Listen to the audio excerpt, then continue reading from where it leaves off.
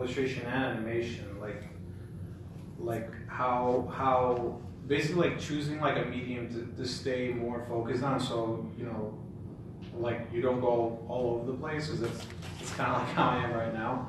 I'm trying to, like, I'm in that range. I'm having a hard time deciding because I'm somewhat good at both, so it's kind of hard to pick right now. That's all you. Yeah, all right. Yeah, That's an ongoing thing for me. Yeah, I'm a lot like you, where I get bored doing one thing, so I like to do a lot of different things. A lot of that is just, I mean, at some point, you do have to pick something to kind of go all in on, because the employers or whoever you're trying to go to, they want to see your dedication to your field. So you do have to pick something, at least at first, but you're never locked into being one thing. I mean, you look at people on the stage. Kwanza started as, I guess, an editor, or and then now you're a writer. I started as someone who just wanted to be a penciler. Then I taught myself how to ink, and I taught myself how to color. You don't have to stay in your lane, but at least at first, like, you gotta have something to say, this is what I do, just to get on. And I mean, honestly, my whole career has been kind of like, I didn't have a plan. For real, like, this isn't like I was like, yo, I'm gonna do this and I'm gonna do that. No, it's just the opportunities come when they come, and you either ride with them or you don't.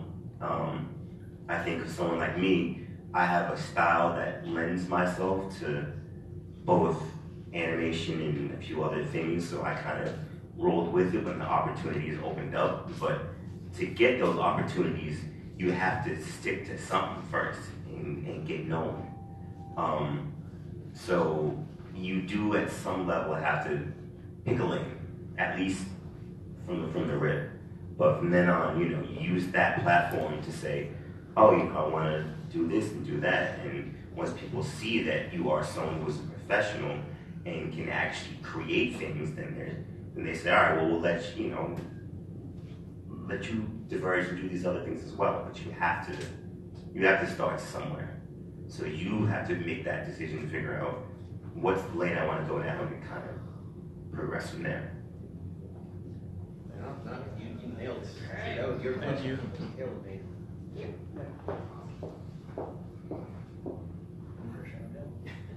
Hi, my name is Pablo.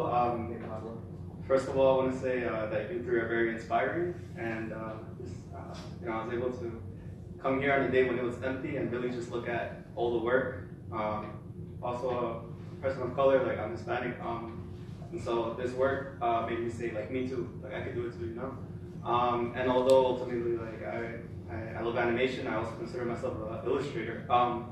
But the question I have is, I'm taking portfolio right now, which is a course right now. So is there any portfolio advice that you can provide for the audience today?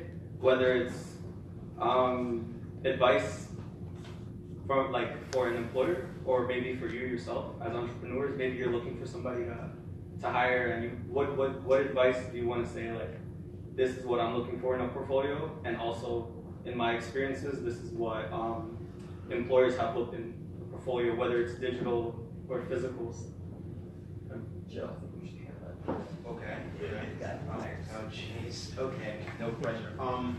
Okay, so when I look at portfolios, so here's one of the things I look for. So a lot of people love to do, like, these action scenes, like, right, whether it's Powerpuff Girls or Superman or Spider-Man or whatever, like action scenes. I like to see people who can do the things we consider boring.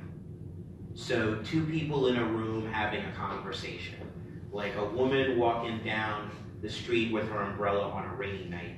Like, those dramatic times, those real human times, like, if you can do those with the same level of passion that you can do, like, the action stuff, that right there puts you way ahead of, like, a lot of artists. I would also suggest that you embrace the things that you're afraid of, you take them head on. There's an artist Businessman, I have a lot of respect for his legacy. His name is Rob Liefeld. One of the things that he was known for was kind of like not really engaging like hands and feet. And you know, when I was an art student at High School of Art and Design, that you would always try to find a way to escape those things. We don't need to see the feet. We don't need to see the hands. Like whatever you're afraid of, take it on. Take it on so you can get past the fear, right? Do that with your portfolio, but really like those human moments, do those as well as you do the stuff that you consider action more exciting, like, because those things are equally as dramatic, they're equally as important.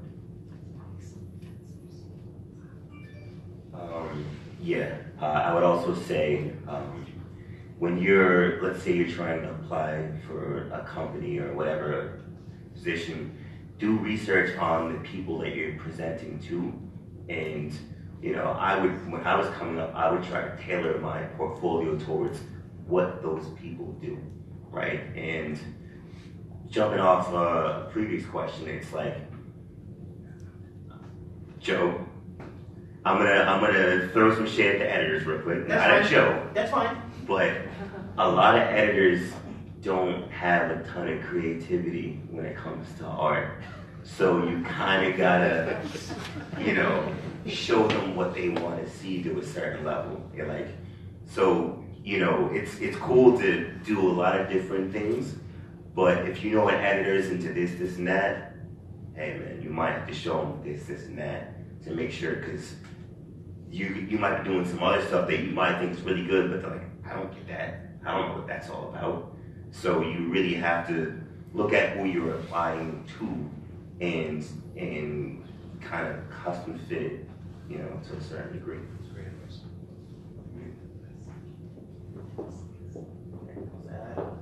No lies detected now, right?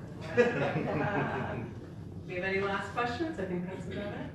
Well, I just want to thank you guys so much.